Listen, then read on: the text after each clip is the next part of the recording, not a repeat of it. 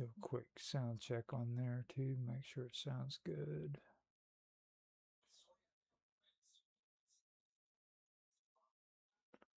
So what we got? All right. So we are set up, ready to go.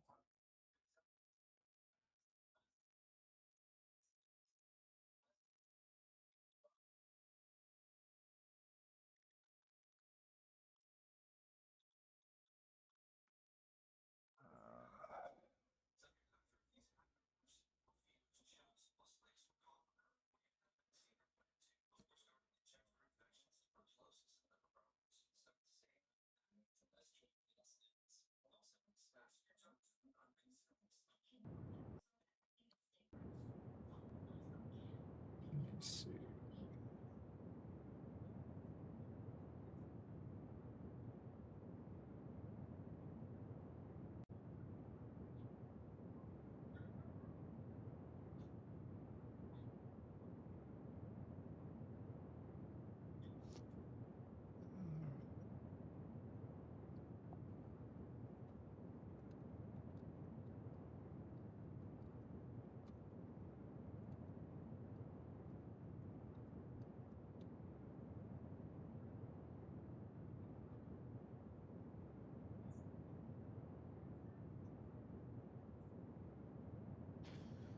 So we have everything set up and ready to go. I'm going to go ahead and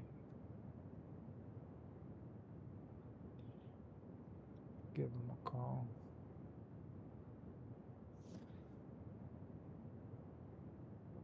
This is automatic pilot.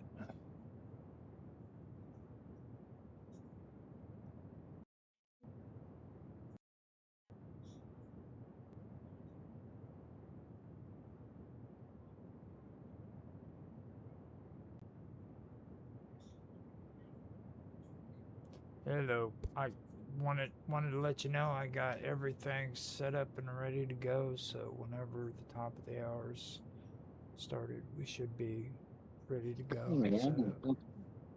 Yeah, busy day today. Got back from, had to go see my mom, and then I had to go to the store, and then I had to go to another store, and I'm getting myself here. I was just about to head out to my smoking room out in the Okay. car, and so yeah, get my head on so I'm not too cold. Get my key. And Okay. Sounds good. I decided since I've been doing so many streams on Rumble and everything, I'm gonna reboot Odyssey there and Patreon too, as well as record the show. So we're gonna have all of it hooked up on all the platforms. I might nice. I might do BitChute, but I really don't like their live streaming. Well, No, it's really horrible to be honest. I think their heart's in the right place, but I think they're kind of limited in what they're actually able to do. Yeah. I've had trouble with them before with just watching videos. Sometimes they just seem to take a long time to load. Mm-hmm. Now don't I've get posted. Well, go on. on Odyssey. I love their live streaming. It's just they don't have Yeah. very much. They don't have very much for like viewers. You know what I mean? All right. It's, Yeah. it's the only bad part. But I love their live streaming. It's a little bit more complicated, but if you Right. figure out how to do it, it's a piece of art. Because like, if I lose a video, Right. all I have to do is take the recording and put it into the live stream in its place. So like when we start, all I have to do is hit record and say I mess up the live stream. I can just put the recording right into the live stream. Mm-hmm. It's pretty cool. Mm. Well, the problem I've had with BitChute, or my one complaint is, I've noticed like I've got material up there I've had up for years, and I've noticed like some of my older stuff, if you try to play it, you just can't play it. Like Yeah. if it's stored on, people haven't watched it in a while. Hmm. I don't know. I think they put it on a back burner or something, and you can't always access it. It seems to me. Yeah. I've heard they're kind of limited in their resources. Yeah. They and their payouts are pretty suspicious too. Like they Really? here in the United States, if you do the cryptocurrency platform they got, Uh huh. it won't let you do any business on there because you're from the United States. Huh. So Hmm. so I kind of that kind of I got suspicious over that. Well, if they're if they're going to be restricting Americans' usage, then they're not going to do a lot of business because Yeah. that's like a huge part Well, of the market. I have a feeling they're using Binance. Like if you don't have Really? Binance US, you can't use that crypto in the United States. It has to be Binance US. Huh. Now you can use a alternative uh, alternative measures, but I don't know for sure what that is. That's something Mike would probably know. Yeah. Yeah. I don't play around with that stuff. Yeah. So I'm going to. I misplaced those microphones that okay, I was using so successfully. But what I am going to do is I'm going to take the case off of this. okay, I think that'll help the sound quality. But hang on, I'm going to mute for a minute while I take the case off so I don't, damage your ears with all the noises. okay. Here in a minute, I'm gonna step away to smoke a cigarette outside too. So I'll be back. All right. Got about 10 minutes before the show starts. Okay, cool. I'll get this set up. Okay.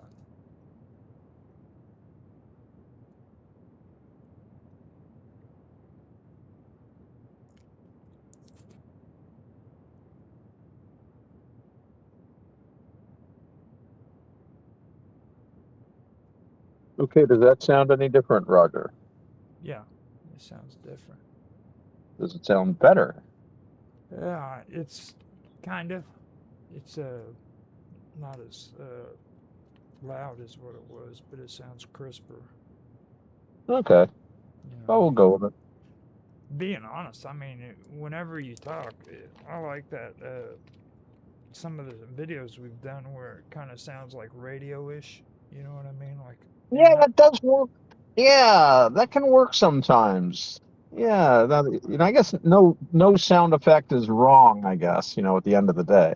yeah, I actually like that though because it sounds really good. Well, when I use the case on it, it's actually easier for me to use it in the car because it's got a little stand on it and I can set it on the steering wheel. And out of the case, it's like all this new technology. It's all slick and tiny and thin. You can't get a grip on it. It's just like Yep. I find it very inconvenient. I like big clunky technology, something you get a grip on. Yep. Okay, so I'm gonna mute out real quick, and I will be right back.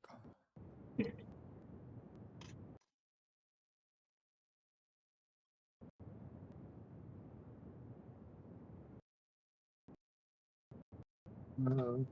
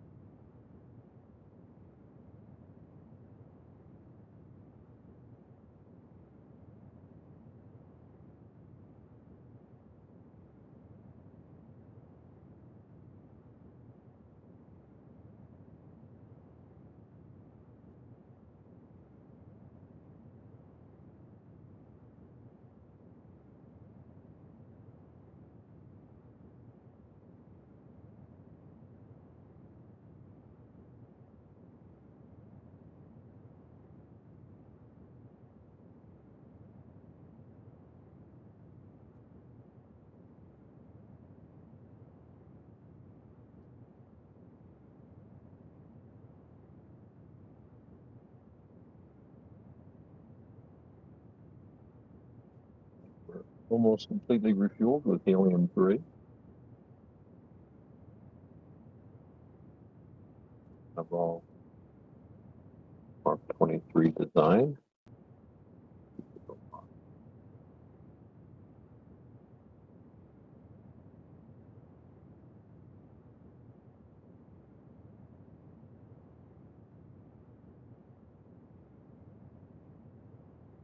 Yeah, from Buenos Aires, Lhasa, undisclosed location in Lhasa, of course. This is their occupation.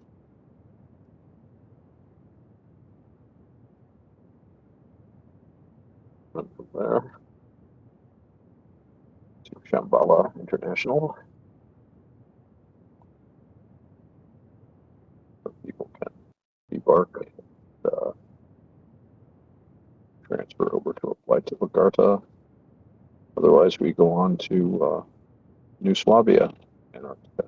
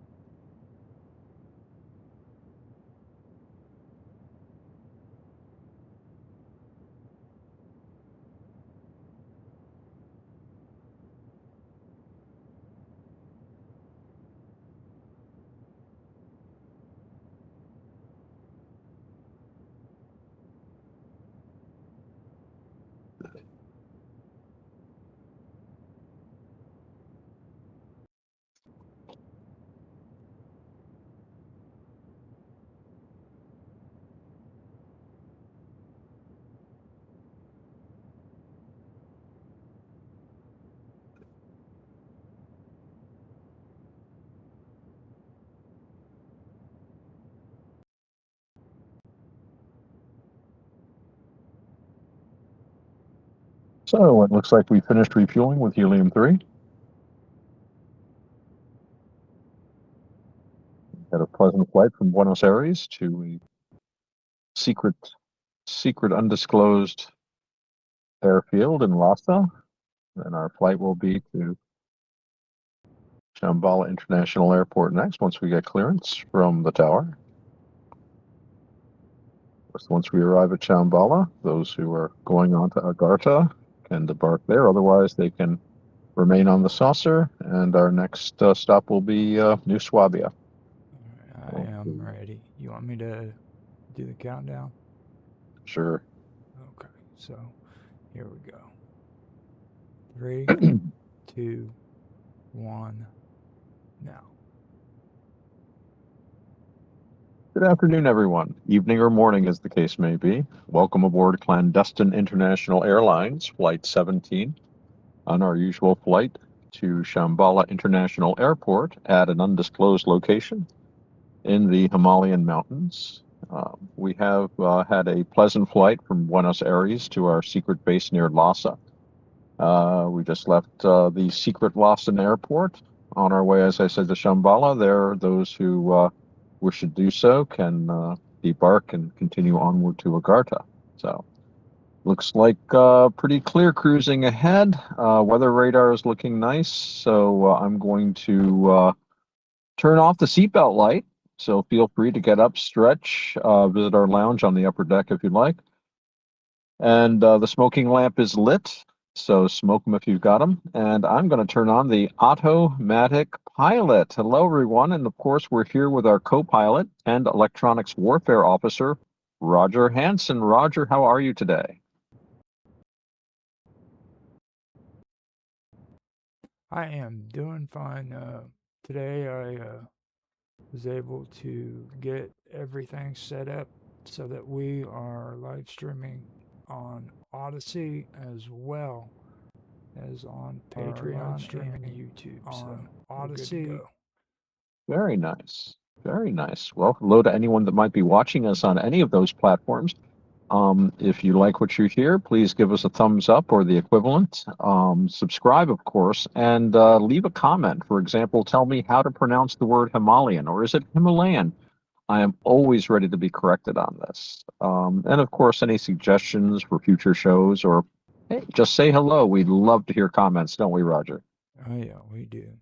It's great to get comments from people, get some feedback.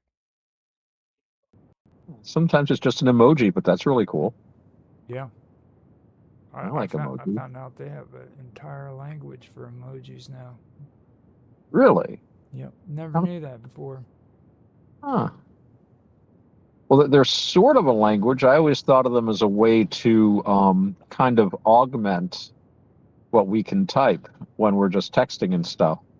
So I guess you could communicate just with emojis if you put your mind to it. I did some research into it here in the last week, believe it or not. Wow, okay. What did you come up with? They've been doing this since the 90s. I had no Really? clue. Yeah, since the 90s when they first started coming out, and when they had the commands. Like the first thing I remembered how to do was on the keyboard I could do poop. Huh. And Okay. I didn't know like there was a whole dictionary of emojis. Wow. Well, these guys had a sense of humor, I guess. Yeah. So it's kind of been with us since the beginning. Yeah. I had no clue. Did not know. Well, they certainly came in handy once everybody started using computers the way we do today. And it's really odd because we take it for granted. But I remember a time, Raj, and I'm sure you remember a time when people simply did not have the internet the way they have it today. Yeah, I kind of miss it, to be honest with you. The old way where you had to have websites and stuff like that before Facebook. Right. And then even before that, before there was an internet at all, we communicated a lot differently. So these emojis have kind of become part of our language now in a lot of ways. Oh yeah. Yes, they have. I'm really not that big of a fan of him, but I use them. I use the thumbs up. Right. That's about Right. it. Yeah. That's Yeah. as big as I've gotten into them. So. Well, when I first started using a phone that you could text on, for text messages, I was like very, very what's the word I'm looking for? I was very skeptical about emojis because I'm looking at texts and stuff, and it's like people are writing as if they're writing telegrams, very short, sharp. And I guess that makes sense because I remember in the old days they would charge you per word, and some people still have that. It would be so many cents for every word you texted. So you made messages very short. And I'm like, I'm just going to write normal English sentences. I don't need emojis. And then I started discovering, though, even just writing regular English, even if you leave out all the abbreviations and put all the words in instead of dropping them, you can still be misunderstood very easily because just even a sentence taken out of context can be read a couple of different ways. So if I'm writing someone to come to band practice, I can write, "Hey, you better get yourself down here quick." That can sound like, "Hey, you better," or said, "Hey, man, you better get down here quick." You know, it can either be, "Hey, we're having fun, come down here." It's like, "You're late, we're all waiting to play," you know, sort of thing. So a little smiley face can make that into a pleasant statement. And, you know, I quickly figured out that, you know what, these things are just really, really useful and important parts of communication in the computer age. I was converted, and now, like, you know, I'm on the Discord. I belong to a couple of different groups. I don't even go to them, but I just like their emojis. So I can use the emojis. uh, Yeah, I got I started using the coffee one. It was the interesting. coffee.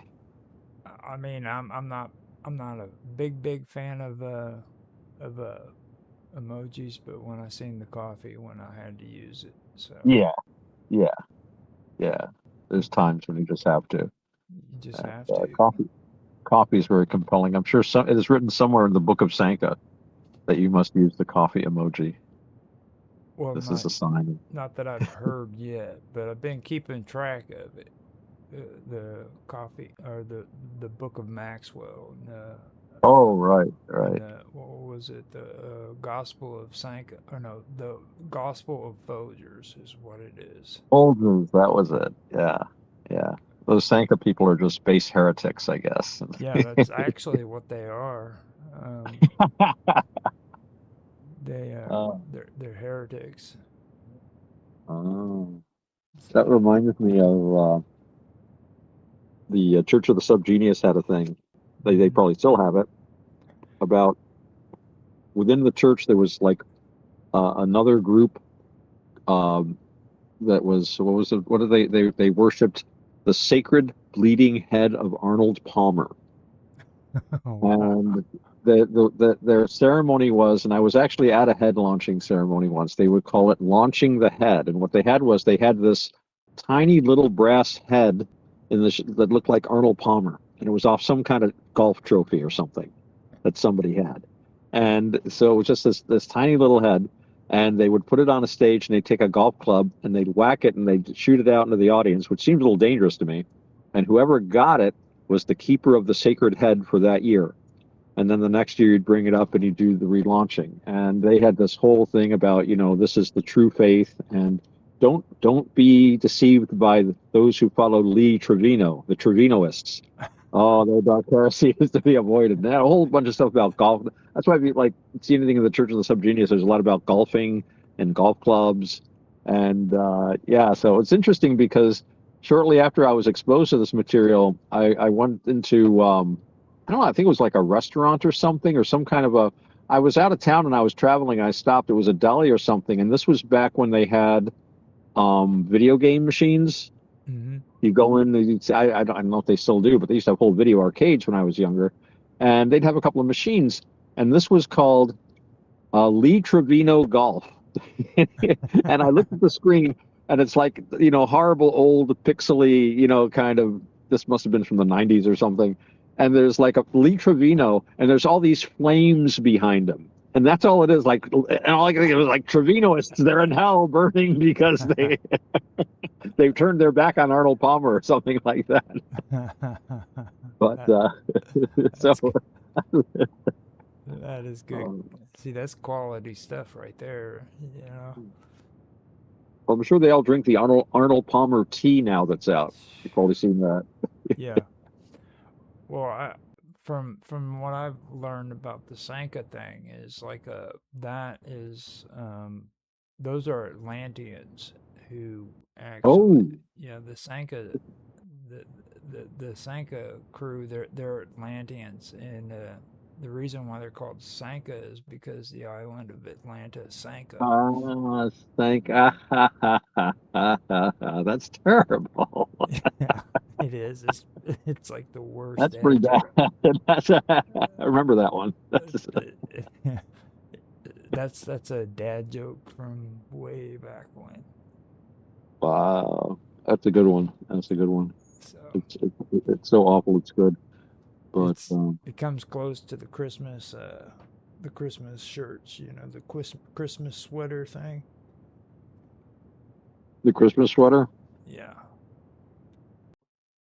which says, Have you not heard about the new trend of Christmas sweaters that are coming out now where you "Oh, now it's not even June yet."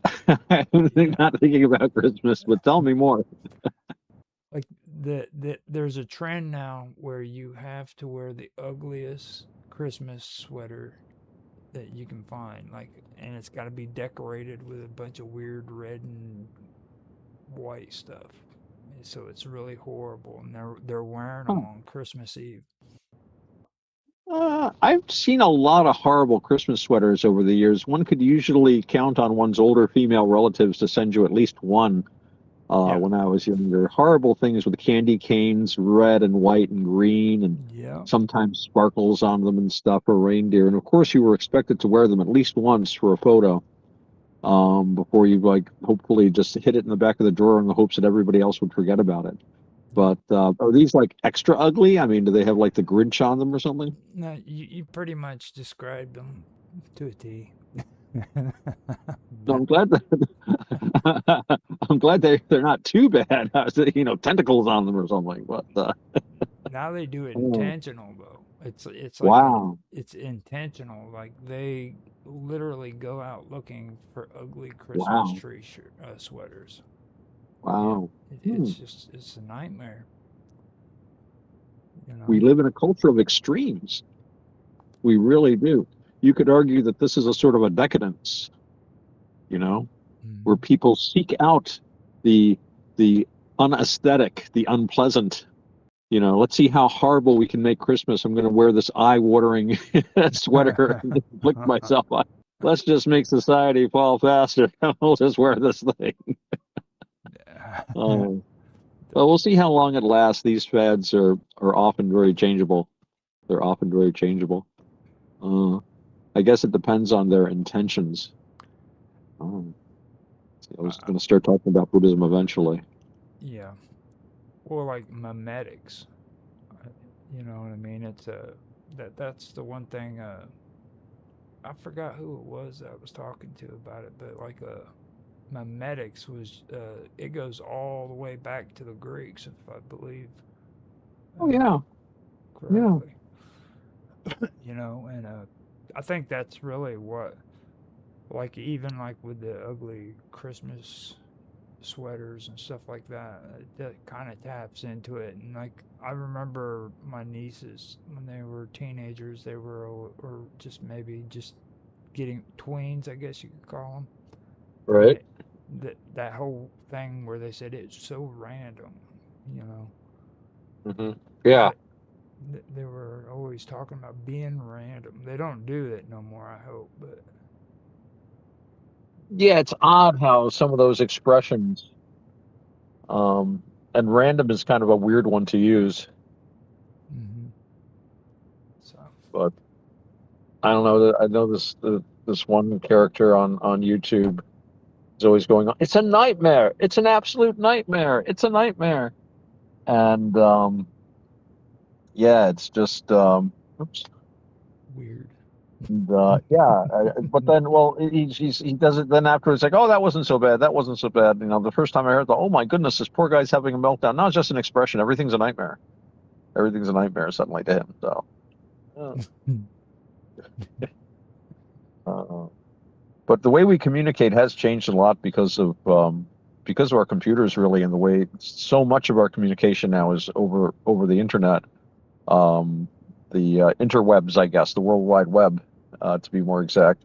And because Mark's not here except in spirit, we know Mark, in a sense, is looking over our shoulder, Mark Edworthy, and he Mm-hmm. wants us to speak accurately about things.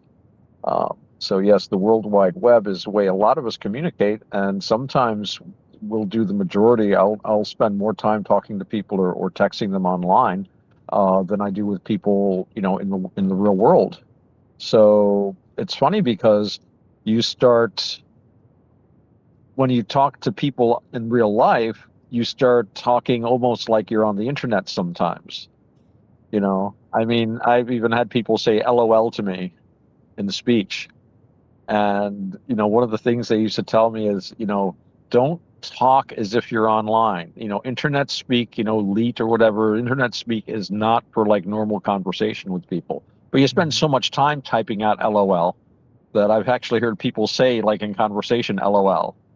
So I just think that's going to be an interesting trend. That's going to be an interesting trend for the future. Yeah.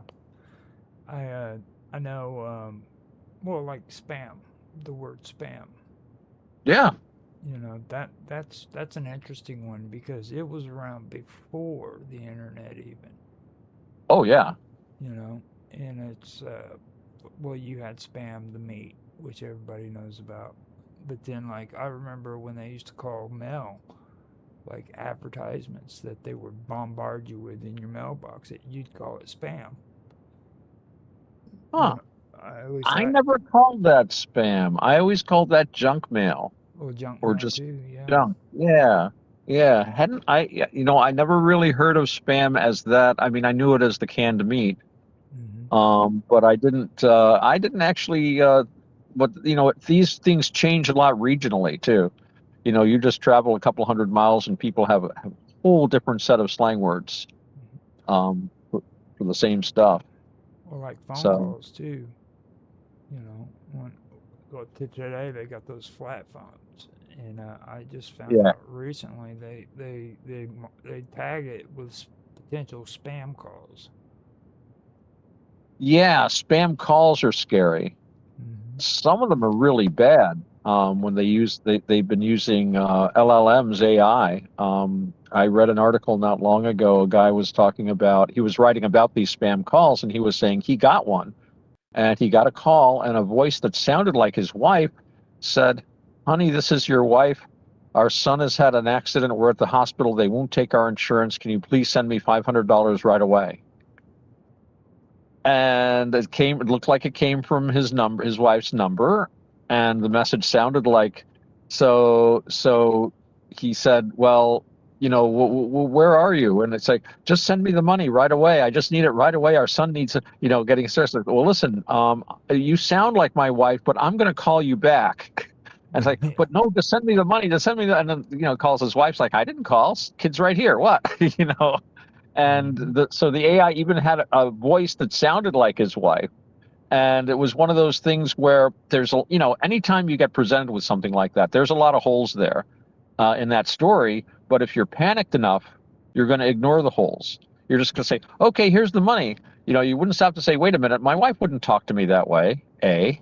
Yeah. B, wait a minute, the kid's not out. They weren't going anywhere today. Or, you would start thinking things out. And I think he said, what's our son's name? And she just said, look, just send the money, kind of deal. Yeah. And usually with these things, if you stop and think a minute, like when I got that wonderful email, one of my earliest spams was from this Nigerian prince that wanted to give me several $billion. If only I would give him all of my banking information, my social security card, and send him $500. I'm sure that. And I kind of read that and I was like, I'm sending a copy of this to the Nigerian embassy and then just forget about it after that, which is basically what happened. It seems odd that they're coming out of Nigeria so bad too. I mean, all of them are, and they've been doing that for a while now. I remember back in like the 2010, 2011, first hearing about them, and they still keep coming. You know what I mean? Oh yeah, I saw a thing. It was a few years ago. They arrested some guy for pulling the Nigerian prince scam, and Hmm. it was in Florida, Florida man, I think. So that's not a surprise. But they said he had taken in like $250,000 on that. And all I could think of is like, there's that many people that believe that. Hmm. I mean, man, talk about something for nothing. And the other half of it is, and it's always interesting about these con games. So very often, if not most of the time, these cons work because the person who is conned thinks they're conning someone. Yeah. So if I go to you and say, hey, help me break the law of this country, I'm going to illegally transfer a lot of money out. That's okay. It's a gray area and you're out of their jurisdiction and you'll get $1 billion. And instead of saying, wait, this is illegal, this is, I'm not going to get involved in a crime, they're saying, I'm going to get money. And so they try. It's like the old one of somebody trying to sell a diamond, a diamond ring. Oh, I'm down on my luck. Look, just take it into the jeweler. We'll go in there, see what he says. And the jeweler looks at it. It's a real diamond. He appraises it for so much. And, the guy comes back out, it's like, he says, well, I'll take advantage of this guy. I'll just offer him half. And then he gives him the diamond, but by then it's been switched and it's glass. Mm-hmm. You're trying to cheat someone and you wind up getting cheated. So it's if you stay honest most of the time, I think you avoid a lot of these problems. My dad, another thing that I think is a big issue about it is my dad, he was one of those people who got on the internet and he would listen to people, like say stuff that was bad supposedly to these pranksters, or they'd be like pranksters, you know what I mean? When somebody's trying to catfish you on a phone, you start acting ridiculous. You'll see the videos all over the place, and he caught on to or he started liking that stuff, and then he thought he was playing a game when these people were calling him, and I kept telling him, I'm like, don't do that. You start getting caught up in that kind of stuff, then you're in trouble. You know what I mean? And it's not. Yeah. And he just kept getting phone calls from these spammers left and right, and eventually he caught on to what I was saying. It's like they're gonna start hitting you from every direction just because you're answering the phone. That's it. And I think that's another reason why a lot of these people get hit, is because they open themselves up to it. You know what I mean? If these people call you, hang up. Don't even. Yeah, don't engage with them at all. There's it's a waste of your time. Mm-hmm. And hell, arguably it's a waste of their time too, because you're not gonna give them nothing. Sorry, pal, go on to the next customer. Good luck with the next mark. I see these kids that go around. They have a thing around here where they get these kids in the summer to go around. They're college kids making a couple extra money, and they go around to different houses and they try to get people to sign up for something that will supposedly save them money on their energy bill. Mm-hmm. Well, it won't, but it's just this little legal loophole that you can do with the utility companies I don't even know the details. All I know is that I get my power from the power company and I give them the money, and adding another layer to that is not going to save me money. And it doesn't. And I try to tell these kids, I can't, I don't even tell them it's a scam. I've tried to say it's a scam. No, it's not. No, because they've all been propagandized. They sit these kids down in the classroom. They all believe in it. They probably forced all their near relatives and friends to sign up for it. They can't sign up for it because they don't own houses. They're just like living in a dorm somewhere, right? Yep. So now I just tell them, sorry, not interested, and just end the conversation, because I try to explain to them that this is just, and they believe in it themselves. So sometimes these catfishers are already catfished, I think. Yep, I believe you're right. And they've tried to pull that on us too. And what they say is that they can make your electric bill more efficient, but then you find out later on that they don't actually get rid of the old electricity bill that you have. It just adds on top of the bill that you have, so you have to pay them plus the electricity bill. Yep. And they'll literally call you on the phone and say that you'll save money. Yeah, it's terrible. It's terrible. It is horrible. So yeah, I've dealt with those guys too. Just hang up on them. Well, I think I told the story, and of course I always tell my stories again and again, but I don't know if I've mentioned to you or on the show about I did do some time as a telemarketer. When I would sell things on the phone, and everything was hunky-dory. The way they do that is interesting, because you've got like a bunch of leads, and basically a list of people to call. And you go through the list and you make X number of sales. I mean, if you call enough people, you will make some sales and everybody's happy.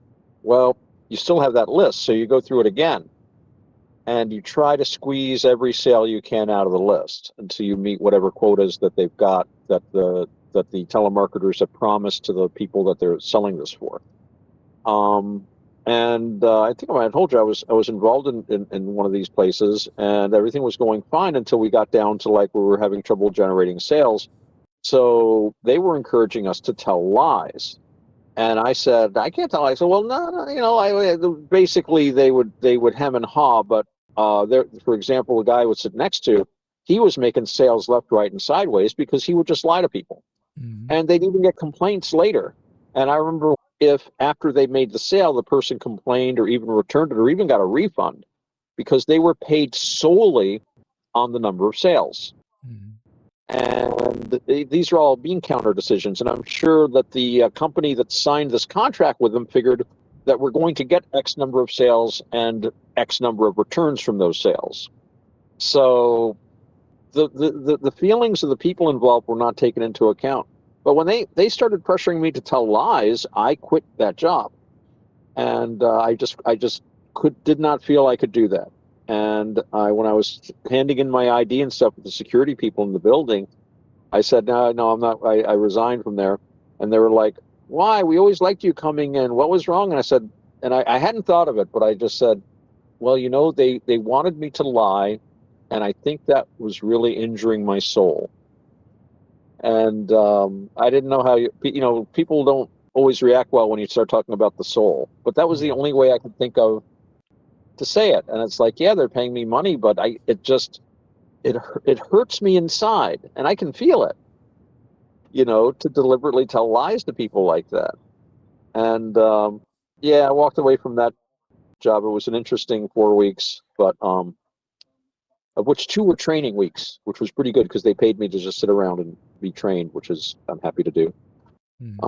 But yeah, once they started with the lying, and then especially when I saw that the biggest liar in the room was the one that was getting all these bonuses and pats, so I'm like, that's not a good place for me.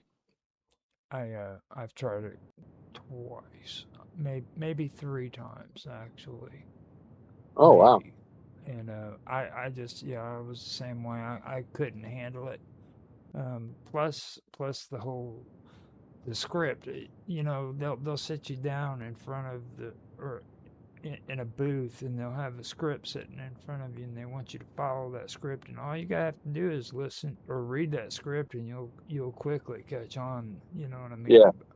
About how bad they're lying and stuff, and it always bugged me. You know what I mean? One was even about selling tools, and I mean, I come from a family of, you know, basic rednecks, so I know pretty much all I need to know when it comes to tools. And these guys are like selling these tools that I know are junk, you know. And I was like, no, I can't do this no more. I think that was the last one I did.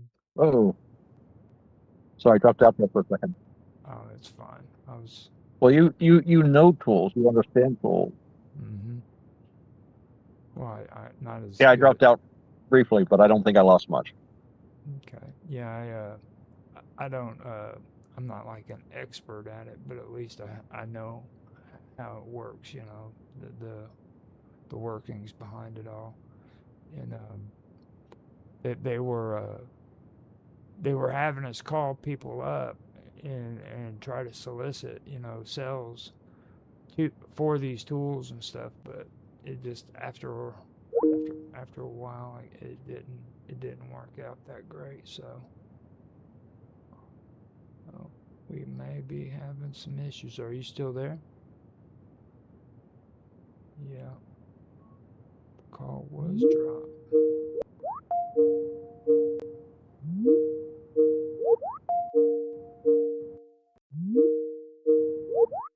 Something's going on. Give me a second, guys.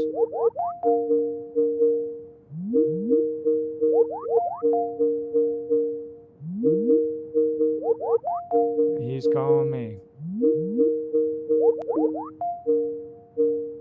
That was weird.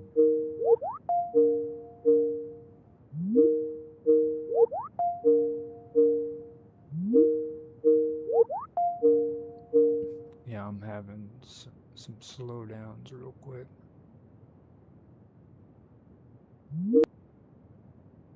You there? Yeah, give me a second.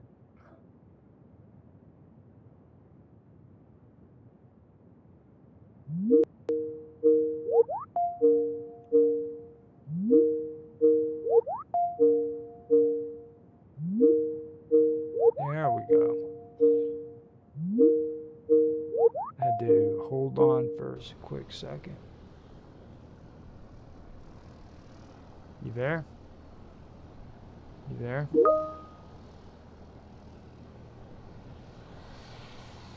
Hello? Hello. Are we back?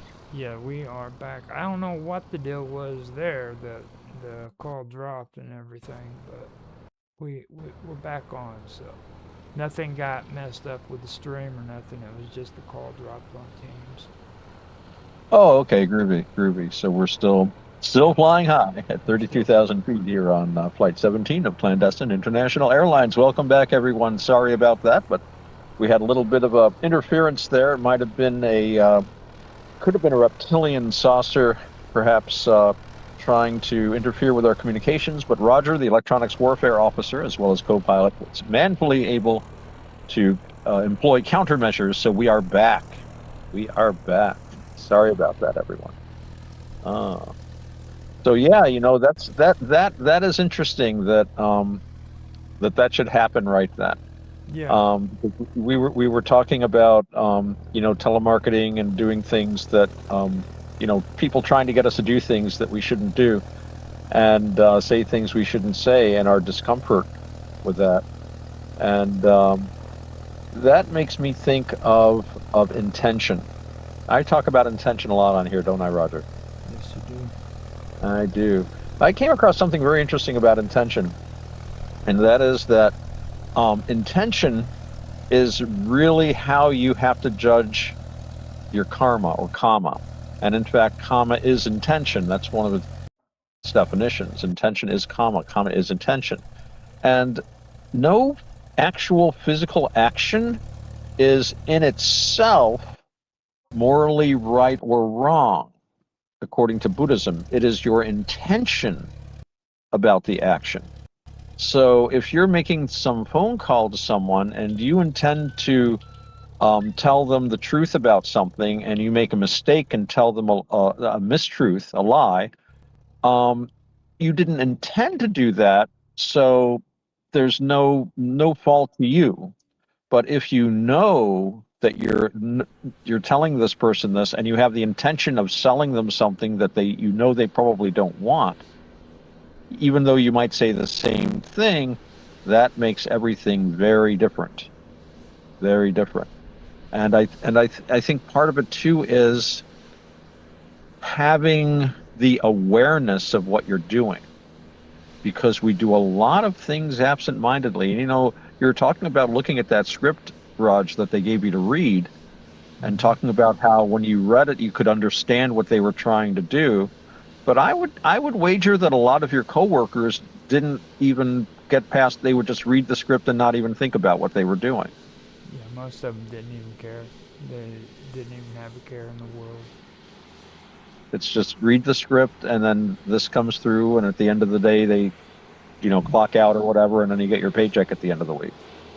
Right. And right, so in a sense, their intentions were limited to themselves, instead of having intentions taking into account what might happen to other people.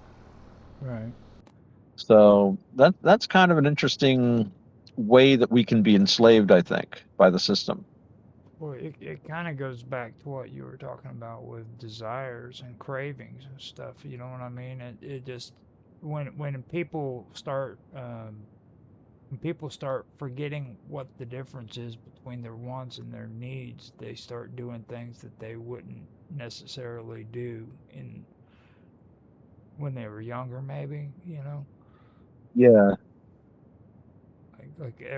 I tell everybody all the time, I'm like, you don't need that big 2-story house with a 4-car garage or a 3-car garage. You know what I mean? It's like if you can't afford that, don't go running around trying to scheme and scam so that you can get the extra money to afford stuff like that.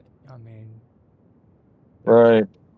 there's fixer uppers you can buy, and Right. that's There's other alternatives. Well, that's a good point because, Raj, when people have that mindset, when they're in that, they take on this identity. It's like in Buddhism, becoming, right? They take on this identity of, I have to have the big house. I have to have the new car. I have to have, the biggest TV they make.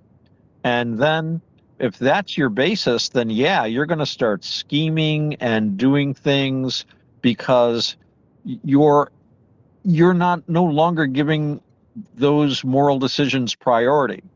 To you, the priority is having that giant TV or having that brand new car. And the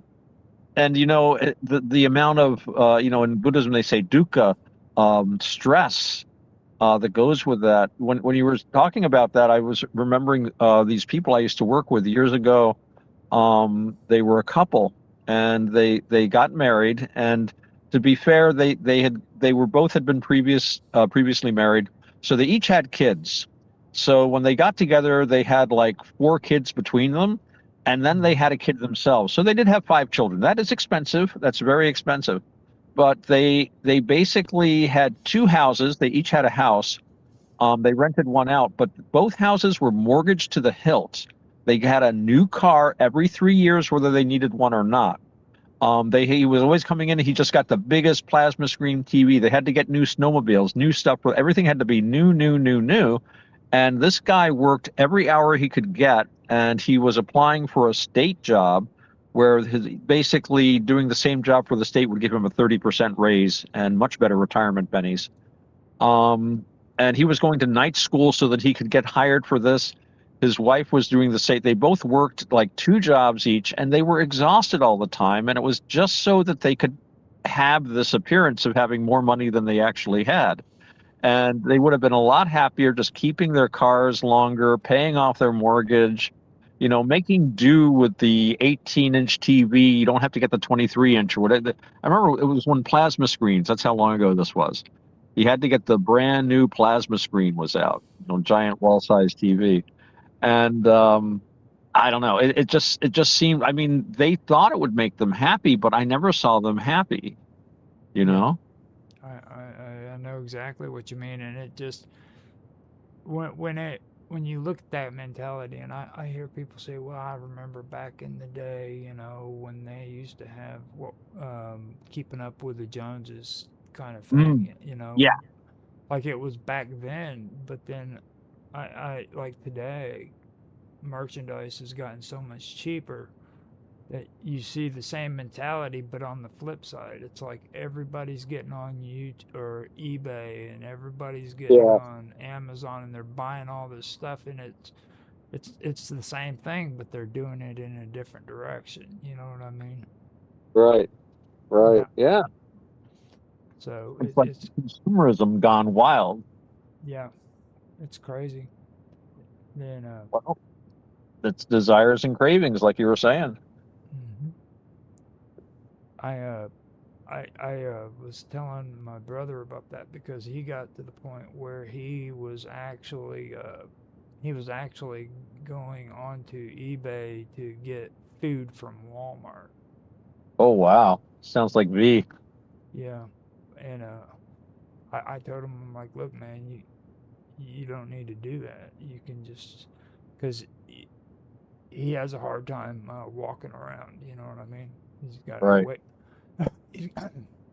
He's got a lot of weight, and I told him, if anything else, you can call up Walmart and have them deliver it directly to your house. You know what I mean? You don't have to be going through and doing it on eBay.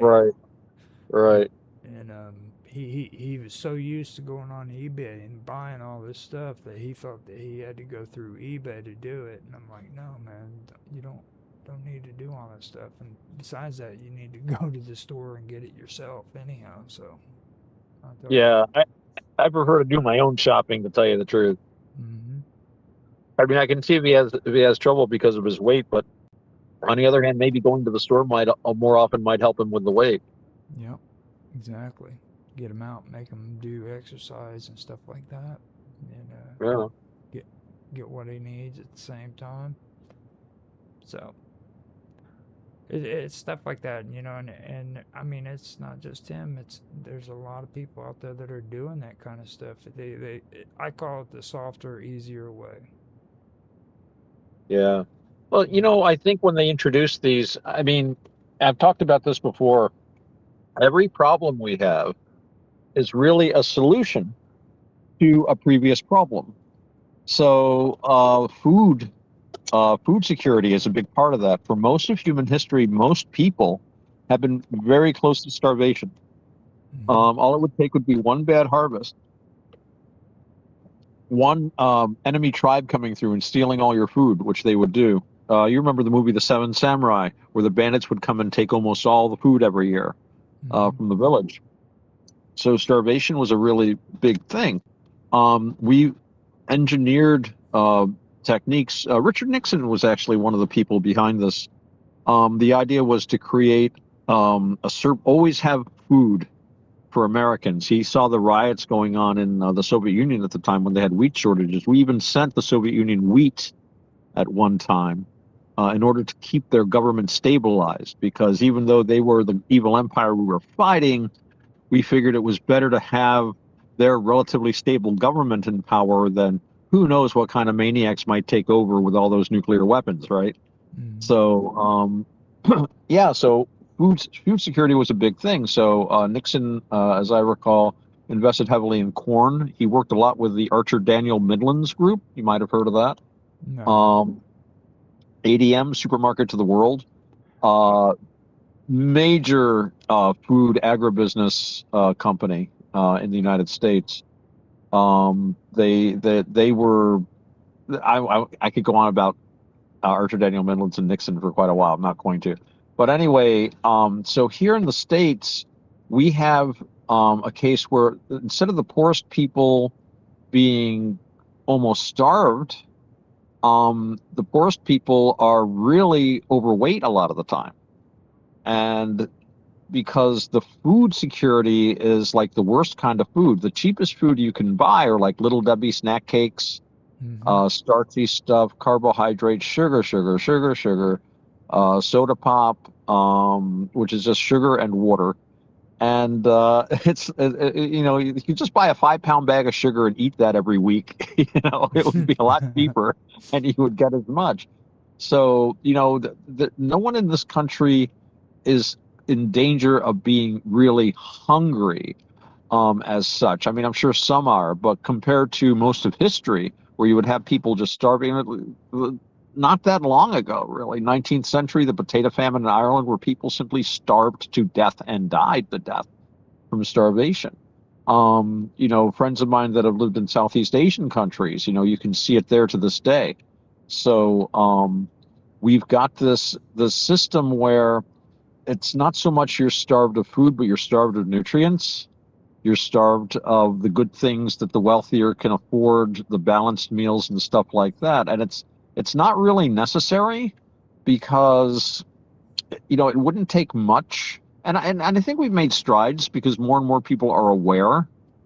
I think we are as a whole eating better. We know more about vitamins and exercise. I mean, we don't all take advantage of it, but even just that little bit of knowledge helps people make a wiser decision sometimes. But yeah, it's a very odd situation we're in as far as that sort of thing goes. And yeah, desire, because we desire the sweetness, we desire the tasty foods, we crave them, and so we cling to the idea of them. And when we don't have them, we get upset. So we go out and get them and we eat them, and they're not good for us, really. They're not good for us. I generally don't eat that kind of stuff much anymore. But if I'm somewhere out occasionally and for some reason or other I eat like one of those horrible Little Debbie cakes, oh my goodness, I'm just ick. I'm sick. I'm just sick to my stomach afterward. I just can't eat that stuff anymore. Right. My, one thing I also know, like if you, one of the worst things you could possibly eat And a lot of people don't realize this, but it's those ramen noodles. Really? Yeah, they say those ramen noodles has the same constitution as a cardboard box. I think the worst thing about the ramen noodles that I've seen when you read the ingredients is what's in the ingredient packets. Oh yeah. Because man, I mean, it's beef broth and then like 10 other things, Yeah. and soy and this chemical and that chemical and stuff. I don't think the noodles are nearly as bad for you as the seasoning packet, personally. You just start reading read the noodle ingredients. Okay, noodles, wheat, starch, da da. Then you get down to the ingredient packet. I'm like, oh my goodness, what the heck is this? What planet is this from? Uh, no, Oh ramen noodles are very popular too. yeah. It's like a delicacy in the Orient. They and I found out that like hot dogs come from India. Really? Yeah, they're the ones that first Oh, started coming out with the whole concept of hot dogs. really? Huh. I did not know that. I didn't know that either. Darn clever, those Indian people. That's pretty good. Hmm. Oh, really I cool. can I would have said Germany. I was really surprised when I found out that they actually have delicacies in their like foods where it's just like little pieces, like chopped up hot dogs, little small wieners. Huh, neat. I did not know that until I'd say Huh, within the last 2 or 3 years. I know I found out about it, huh. but I Well, I did. remember reading about talking about chopped up little wieners. I remember reading about, I think it was a Chinese dish where it's like you have like a plate, and the Hmm. plate is divided up into like 100 little boxes, and they're just like one bite of a different food. Maybe not 100, but like all these dozens of little boxes. So you have a full meal, but every bite tastes different. That's interesting. That It really would is. be really pain in the butt to make, but The thing that gets me about like here in the United States is like everybody always talks about how we're going to like put a ban on China and we're going to put a ban on this country and that country and like when you go on to like Ag Day or some kind of agricultural um, show, you'll hear about the agricultural trades that are taking place internationally, right. and uh, and every time I watch it, it's that they pretty much say straight up that they've done this amount of trade with China. You know, Yeah, yeah. um, like people don't realize like there is no way that we can literally survive without doing trade with China. China and I believe it's Brazil. Brazil or Well, go ahead. Sorry. what's interesting about that is a lot of the trade is not so clear cut. So you can say, well, I don't want to trade with this or that country. And of course, countries, ever since there's been trade, there have been trade restrictions. And trade restrictions boil down to money. And governments like to control trade because they want to tax trade.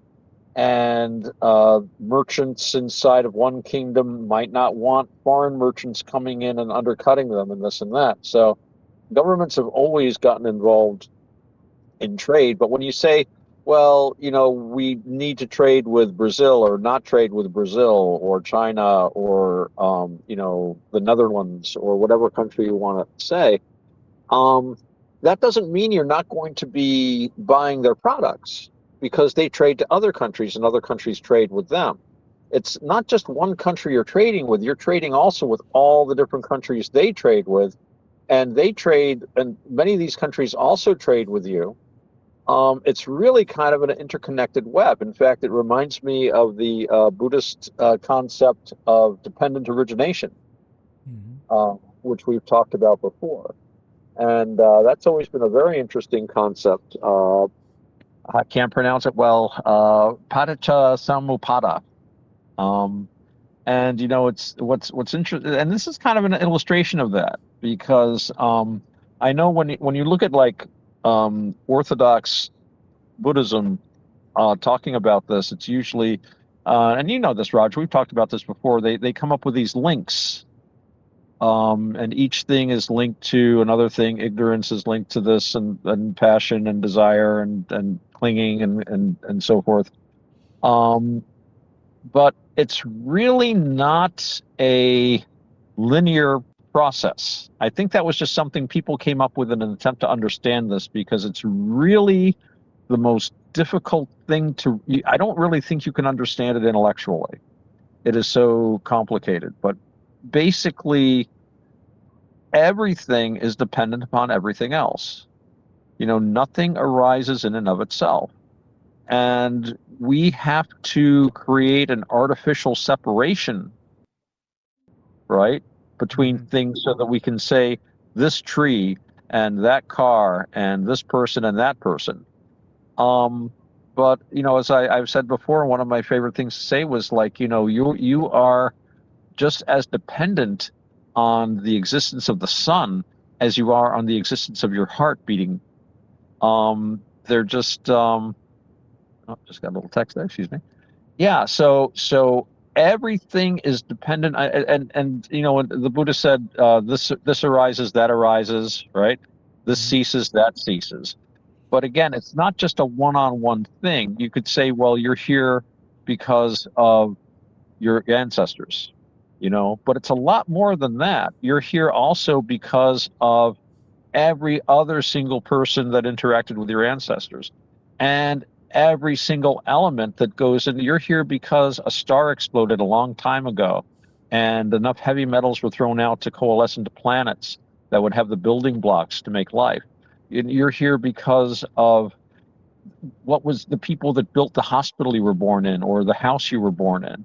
Yeah, and they all were dependent upon everything. So it's all, it's like, my friend Panyabasa has talked about this in the past, and he uses the old, it's kind of a Taoist idea of the uncarved block.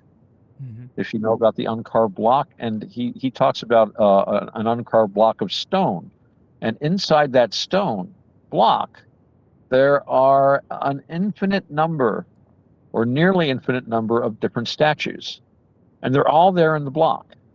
And, you know, my uncle used to carve wood, and he used to, someone would say, you know, how do you carve that? He says, well, I just, you know, it's already in there. I just take the excess wood away. You know, that's an old carver's joke. But when we think about that, in order for us to see the statues, we have to separate them from the rest of the block. Right. And that's what we do. We separate ourselves and everything around us, but on another, with another focus, we can understand how everything is completely dependent upon. There is no such thing as anything separate from anything else, ultimately. So in that sense, we all are one. We're not really one, but our non-oneness, our individuality, is something that we create artificially so that we can function in the world. This is skillful samsara. You know, what was that old saying? If man could see things, if the doors of perceptions were cleansed, man would see everything as it is, infinite. And I think that was someone trying to come to verbal grips with this experience, because this is an experience, really, if I think it's something that you can understand at certain moments through meditation or through contemplation, but I don't think it's something that you can really put into words. And I'm really good at putting things into words, and I've been babbling about it for 15 minutes and haven't been able to define it very clearly. It's very, you did a really good job. I mean, you did a really good job. But the danger, though, that comes with this, too, is that we have this power and this ability to separate things out however we want. And that includes not just physical things, but on a mental level, the way our thoughts are going to go. And that brings us back to people making decisions because they take away everything from the block except for, my identity is this. I have to have this house. I have to have this power. I have to have this haircut. You know, I have to do this or that. And it's we can do that, but it is not skillful. And these sorts of ideas and thoughts are going to bring us just more stress and more misery at the end of the day, even though they seem to promise good things. You know, we all want to be happy. We really do. And the funny thing is, we put all this time and effort into trying to be happy, and we really, most of the time, we're making ourselves miserable. And I think it's because we don't really have a good nuts and bolts grounding into what really does make us happy. We fall for these lines. You don't watch the TV commercials. They buy this car and they're happy. You see the guy driving down a road with no traffic, and he's in a nice, newly cleaned car, and he's driving along, and there's nothing on there about all the payments for the car and all the Right. repair bills and the traffic, and stuff like that. Or the fact that then there might be a dozen other things wrong with his life that he probably should have addressed before buying the car, but he just has this idea that the car will fix everything. So that gets into intention too. If you've got a warped or an unskillful intention, if your intentions are being shaped by your fear or your hatred or your delusion or your desires, well, that's not going to have a good outcome for the most part, I don't think. When you were talking just now, there was something that really stuck out to me, and I don't know if it relates, but yeah, it's something that I thought was really cool. I watch a lot of different videos on these topics when it comes to Buddhism and Hinduism, and has to do with the caves. Okay, Uh-huh. when they go into the caves and they start carving out the temples within them. Yeah. I found out that there's actually quite a few of them, Buddhist temples included, that when they went in to carve them out, usually what happens when they carve these caves out, or whenever they do any kind of carving of stone, there's always fallout. There's always leftover stone, and archaeologists can usually go and find out where the dump sites are in the close area proximity. Right. Well, there's some of these caves that were chiseled out that had so much stone that would have been left over that there's no way that you couldn't find the gravel site where they took it to. And to this day, they don't know what they did with all of that. Huh. That Weird. they had literally, in my opinion, they had used every bit of what they had to the smallest amount. You know what I mean? So that's the Right. way I'm seeing it. Like, but there's these temples where they actually made sure that they used as much as possible Right. instead of letting it go to waste. And that's kind of the way I'm seeing it, you know. But it really is something that really stuck out to me when you were talking right there, you know.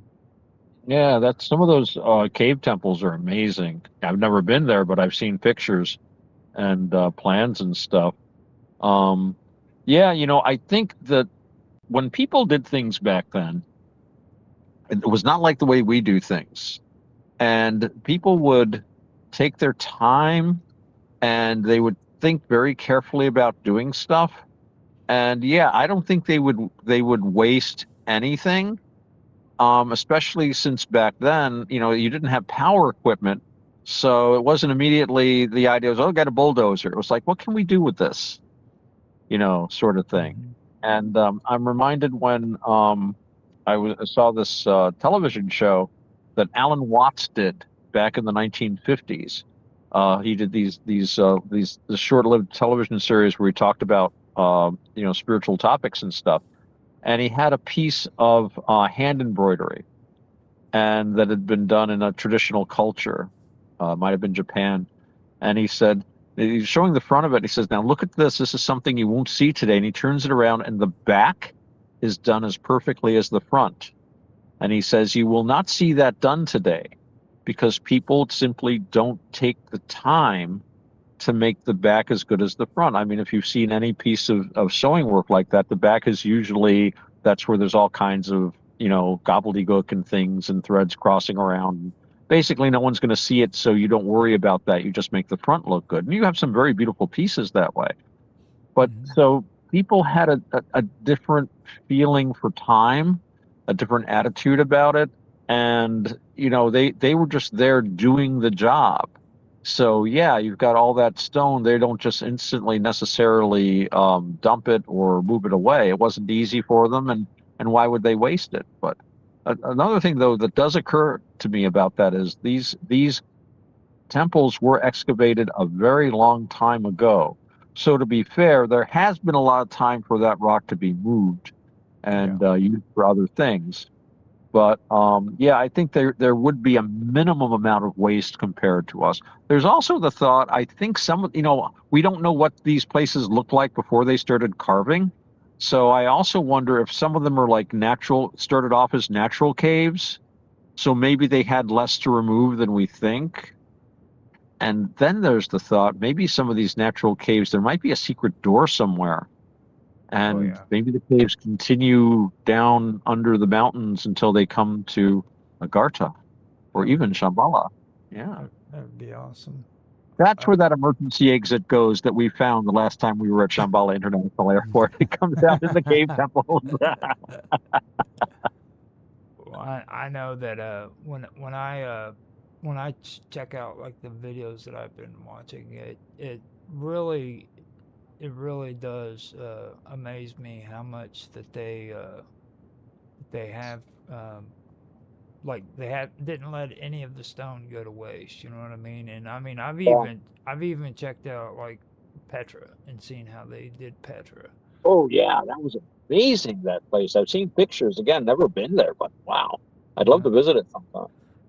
And the whole concept of it, when you're carving out stone like that, you usually start from the top and you work down. You know what I mean?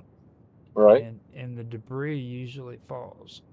So right. Yeah, as time went by, maybe even the stone just kind of like broke up and just went back into the environment. But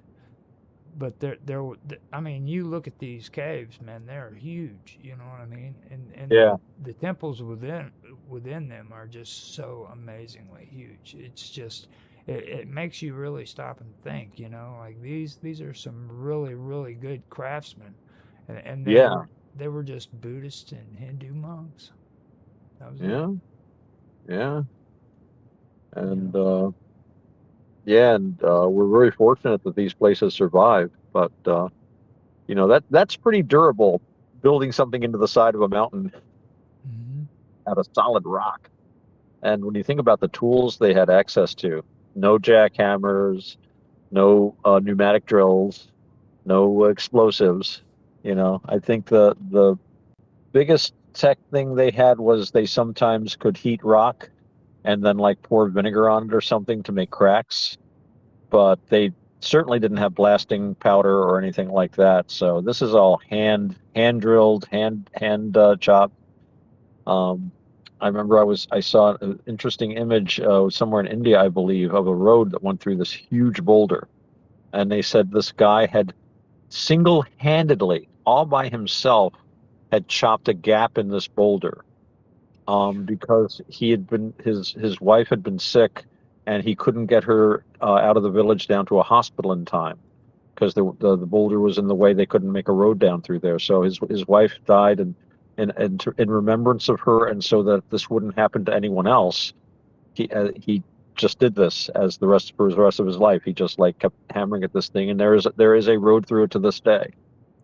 So yeah, people had patience back then. We seem to have lost that, unfortunately. Yeah. I know one thing I've been trying to do, and I think it's a good thing. I when I get up in the morning, I don't turn on any electronics until I've meditated, until I've had coffee, my pipe, meditated, got my head together, and then I go into the internet. Instead of just waking up and going into the internet and just having an internet head on. Yeah. I try to approach it with like, okay, now this is real life. I've touched, what do they say, touch grass, right? So I've touched grass. And now I will go into the internet and talk to my friends and do things, but I'm doing it hopefully being a little more alert and aware of what I'm doing. Because I am just as prone to anyone else to getting up in the morning, being half awake, and suddenly getting all enraged about something I'd never heard of 5 minutes before, and something some guy said in a comment section who I don't know about some subject that I didn't know or care about 5 minutes before, because this journalist said, "Hey, this really sucks, doesn't it?" That's a becoming. That's not being a good Buddhist. So, Yes. it does, it's scary though, because it does energize you. And I actually caught myself doing that. I get up and groggy in the morning. I got to get to work, and I'm kind of tired, and I'm having my coffee. Oh, I know. I'll go on. I'll get my phone out and take a look at the news, and then I'd like 2 or 3, and I'd be, and then I turn off. Like, all right, I'm awake now. Time for work. But that's not a good way. That's not a good way to do that. No, it's not. I found out real quick though. I don't need the internet. I've got my brother.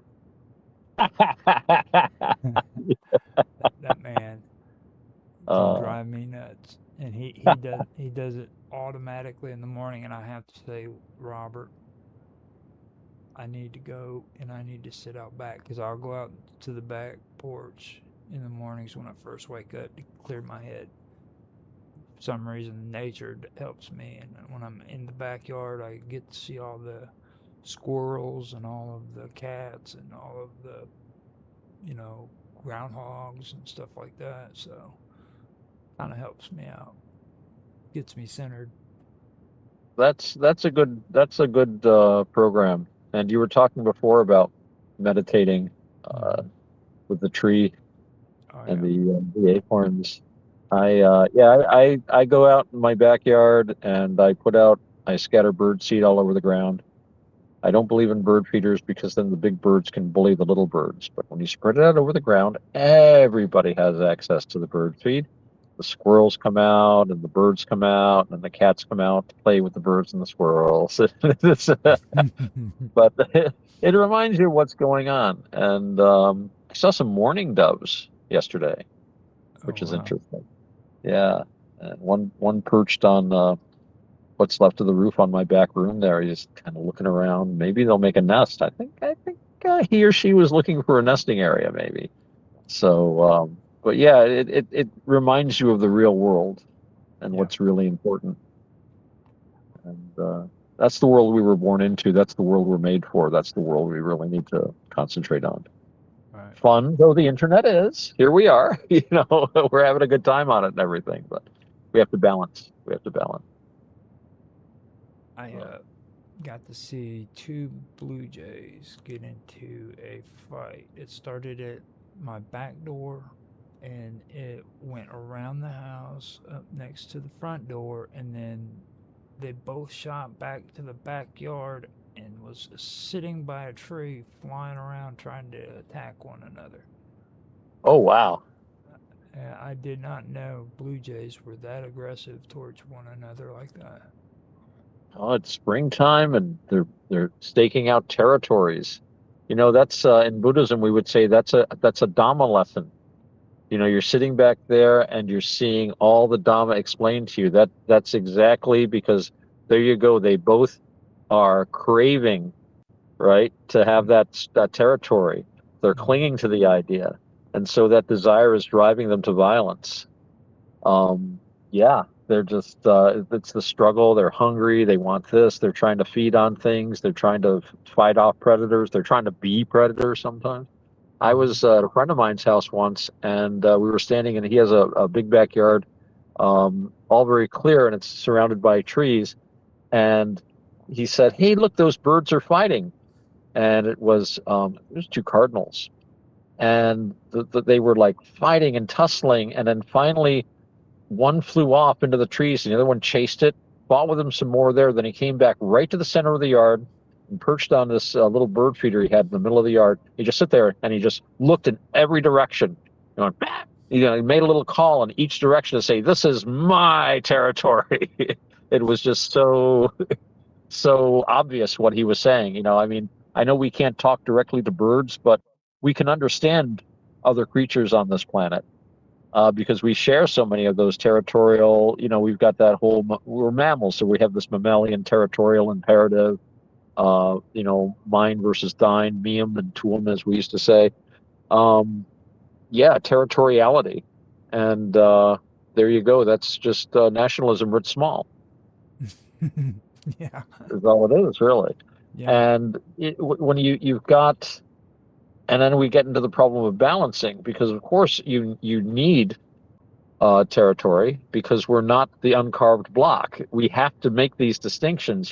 This is my yard, this is your yard, this is my glass of water, this is your glass of water. Doesn't mean I can't share my glass of water with you, but it has to be my water in order for me to share it. Of course, if it's my water, I can also be greedy about it or charge people money. That'll be $5 for a tablespoon. All right, we're in this lifeboat, and we've got many miles to go before our land, and I got all the water. Well, yeah, there is that negative aspect. I don't think the answer is just taking the water away from the guy. I think the answer is just, having people understand that they have to be more equitable. And we really are here to help each other. I really believe that. I say that, and it sounds like a kind of a chestnut, just an old saying, but it's something that I'm learning more and more in my experience in life, such as it is. We really need to help each other. Yep. I love chestnuts anyhow. Yeah. I walnuts too. Like they grow everywhere. If you wait, you just break them things open and you got yourself nuts. Yeah. You know. So nothing. If a squirrel can eat a nut, so can I. That's usually a pretty safe bet. They say that when Indians first settled here, they see what the animals are eating. I've heard that about bears too. If a bear eats it, you probably can. Oh Or God. if a squirrel eats it, you probably can. I don't know if I would trust the eating habits of a bear, to be honest, because them bad boys will eat anything. Mm. They, Well, they, humans eat a lot of wild stuff. well, I French mean, humans, anyway. Snails. they came up with Yogi the bear for a reason. You know what I mean? Hey, boo boo. A picnic basket is what I need. Eat hot lead, Mr. Ranger, sir.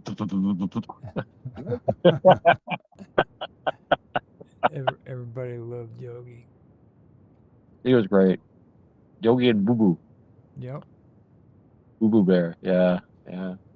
Had some great cartoons back then. Not like today. I don't even know what cartoons are like today. They're probably all 3D animated, and they're probably all just trying to sell products. I don't even think they're cartoons anymore. They're franchises.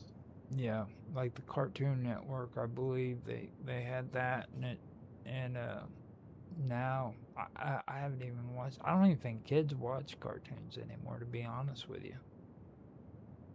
I don't know what kids do anymore. I know they play Well, video games, but that's about it. my friend has kids.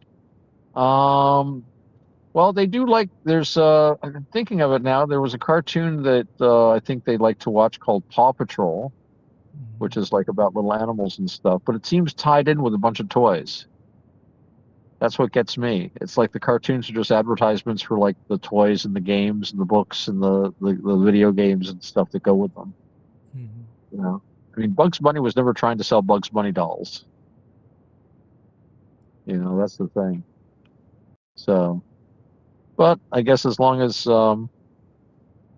people keep turning the screen on, they'll keep producing this stuff. So, Yeah. what can we do? You know, sad but true. Sad but true. But on the other hand, it all comes back down to ourselves, doesn't it? Yep. Because it's up to us whether we want to open up the doors or windows to certain things, and or whether we want to walk over to that other door and sit out on the back porch with a cup of coffee and watch the birds and the squirrels play with the cats, which is one way to put it. So have you been doing much meditating lately, Roger? If you don't mind my asking, have you gotten back into meditation at all? I know you did for a while. I uh I did start getting back into it more uh until just here recently. I've had to do Yeah.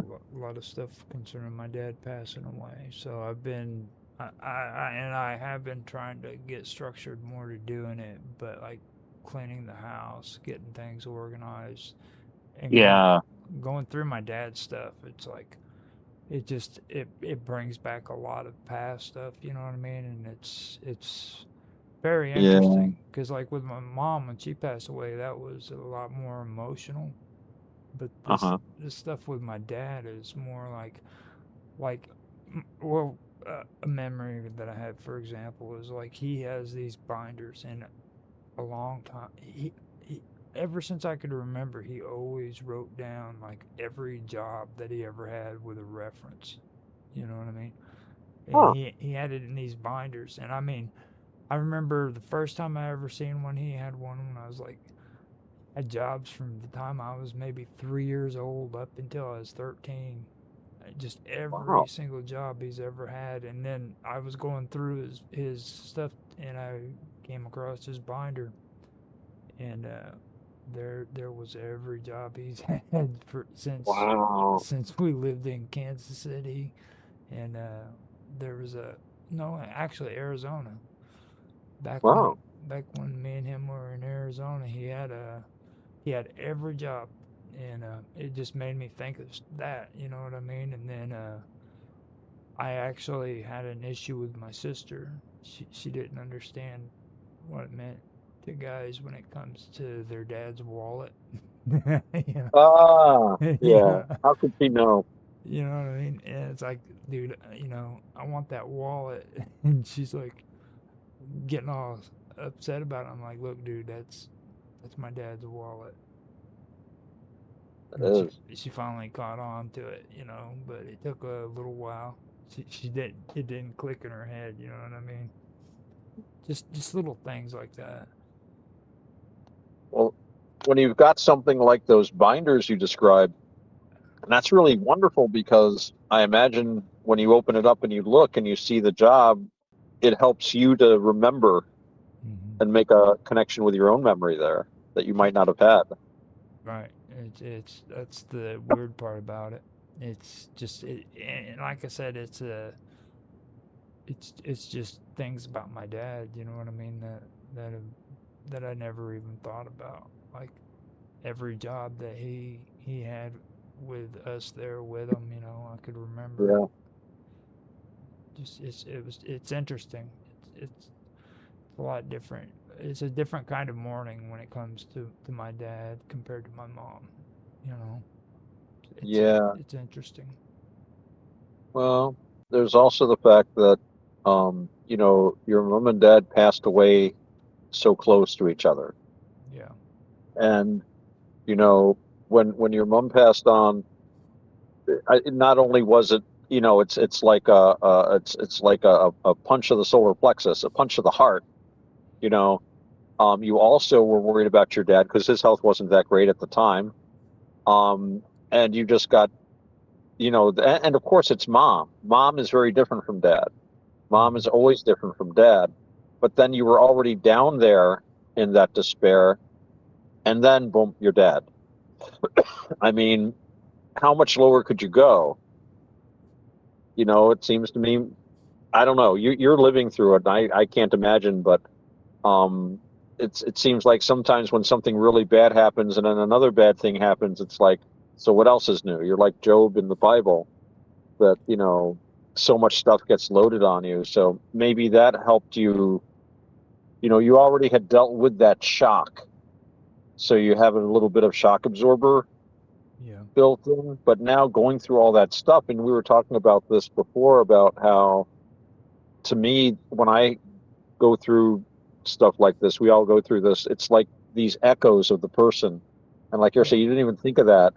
Or when I looked at some of my dad's stuff, um, it's like when you're a kid, you have this experience of what was happening, but then when you look at these like that binder you're talking about, when you're looking at this as a grown man, you suddenly realize what that job means, that he's going into work, he's punching in, he's doing whatever the specific job was, he's getting this paycheck. When you're a kid, it's just dad's leaving and he comes back and he's buying groceries. Hmm. So it's really weird when we start thinking about our parents from an adult perspective, and we never really separate that out entirely. To on a certain extent, to your parents, you're always a kid, no matter how old you get.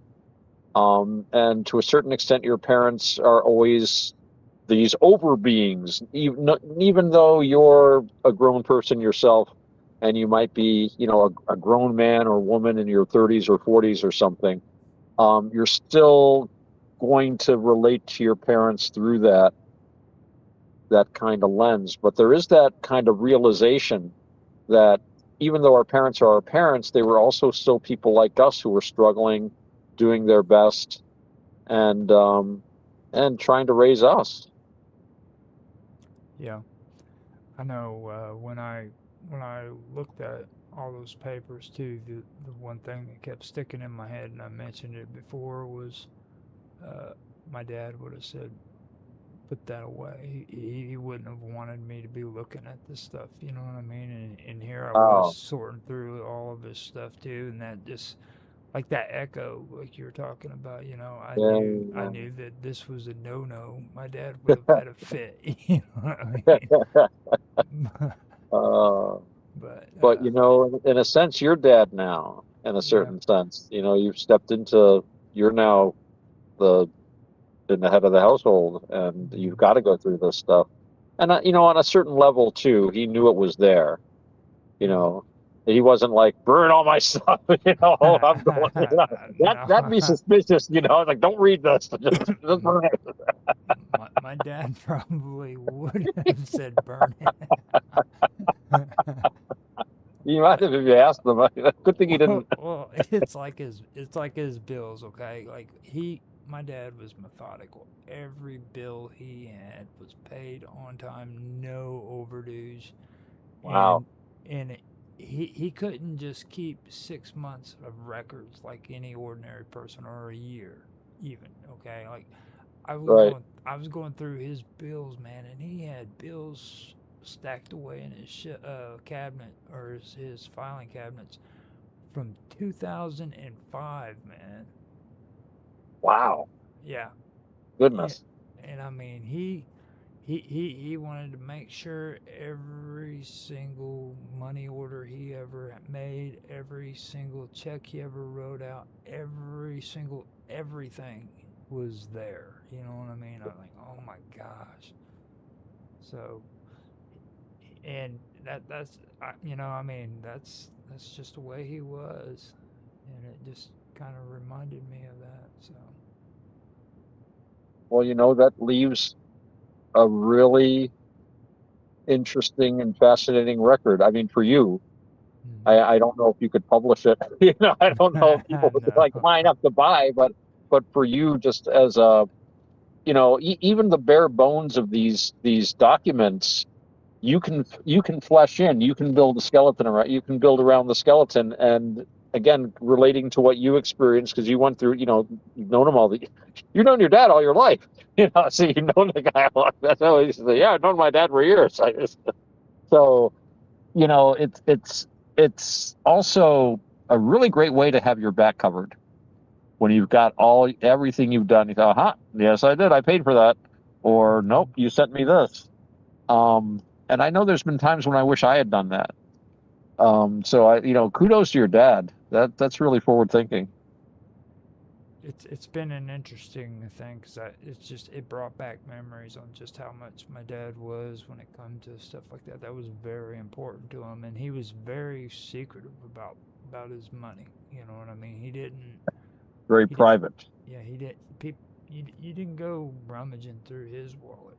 Just, Right, you know. right, right. Did he have the wallet all packed with stuff? Oh yeah.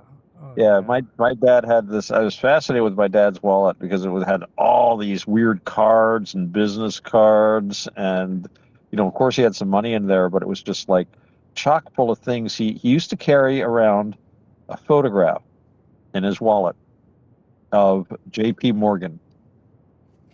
Yeah. You know who J.P. Morgan was? Oh yeah. That's my dad, the Marxist, and he would carry a picture. He was a very weird guy. He completely accepted Marxist ideas of like economic theory, and work value and the middle class and all this stuff. And he decided that he was going to throw in with the capitalists. But it was okay if the communists invaded and took over, he'd be a commissar because he knew the lingo kind of stuff. So very interesting kind of a guy. Yeah, it seems like that whole generation was very interesting. Just period. You know what I mean? Like their whole way of thinking. It was a weird time because they went through. My dad was in the Korean War. And Korea was not like World War II, even though people fought just as hard. It was a very fierce and terrible war in many ways. But it was at a time when things were changing, not only on the world scene, we were stepping into this American empire thing, but also we were seeing the effects of the long range, I guess you'd call it like social engineering that was being instituted at the time, so that the Korean War was acknowledged as, oh yeah, it's the war and this and that, but we don't talk about it much. Yeah. And it kind of got ignored and damped down. And then when the Vietnam War came along, the country turned against it, or at least the media and certain very vocal segments of the country turned against it and led a political, because politics is always different from what's really going on in the world. But people control politics and they think they're controlling the country. Well, they're not really, but they're controlling how the country spends its money. And that's much the same thing. So they were able to basically, as I understand it, we shouldn't really get political on this show. There was a point where it looked like South Vietnam was going to turn into a South Korea. And basically you'd have the same situation as what happened in the Korean War. Right. And, as someone pointed out, having two amazing financial powerhouses and industrial powerhouses in Southeast Asia, we would have had a very different history. Because you would have had twice as much of the economic output that, South Korea is like, an amazing, compared to, you've seen the pictures from the satellites, you've got South Korea, which is as brightly lit as Manhattan. Yeah. And then North Korea, where it's like the only lights are on at the presidential palace, and that's about it, because that's all they have. Yeah. And that I think was what they were hoping for at the end of the day, but that didn't happen. Mostly for political reasons that we're not going to get into now, but that would be good for one of the many other shows that we do. Yeah. You just never know what's going to happen, and it just goes to show that even the best intentions can have like really unlikely outcomes. I was actually listening to someone talking about that, and they were saying how, and this gets back to like the Buddhist ideas of, like, for example, the classic one is, if you're walking through a dark room and you step on a bug you might not even know you stepped on it, there's no bad karma just because you killed that insect. The bad karma comes if you see the insect and intend to kill it, and then you go and step on it. That's a whole different story entirely, kind of thing. Yeah. So when you've got, the story I heard was, this guy had found a bug in his house, and he wanted to release it because he was a good Buddhist. He doesn't want the bug. He doesn't want the bug in the house, but he's not going to kill it. So he takes it outside, and it's immediately eaten by a spider. And he said, well, I had good intentions, but that was a bad outcome. I'll say it wasn't a bad outcome for the spider. The spider probably regarded him as a benefactor. Who is this great being from the sky that brings me food? I was ready to starve to death. I was crying, oh God, well, I can find a bug. Oh my goodness, look at this. Thank you, Lord. This great Buddhists are wonderful. They give me stuff to eat. Oh, it all depends on who you are. Oh, and with that, Roger, I'm afraid we're getting some signals from Shambhala International Airport. We're coming into their airspace, so I think we're going to be winding stuff up here pretty soon. Let me grab my seatbelt. You better.